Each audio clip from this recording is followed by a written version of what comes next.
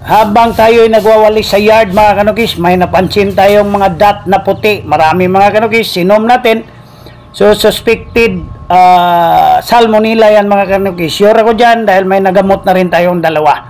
So dahil dyan mga kanukis, kailangan natin ng magtimpla. So kailangan lang natin ng timba, 1 gallon, pangkaykay, at gunting. At mahigit sa lahat, itong Tipox 48, 5 grams mga kanukis. Kailangan nating general yung gamutan dahil naka-range yung manok natin. Oh yeah! So dahil dyan, kukuha tayo ng malinis na tubig galing Pasig River, mga kanukis, 1 gallon. So sa 1 gallon na yan, bubudburan natin ang Tipox 48, 5 grams mga kanukis, straight 7 days natin gagawin yan.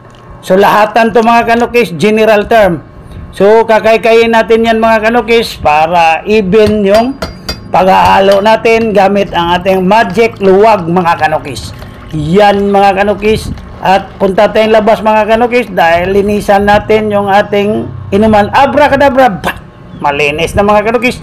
That's the time na ibuhos natin yung ating specialty Tipox 48 for 7 days gamutan. Oh yeah!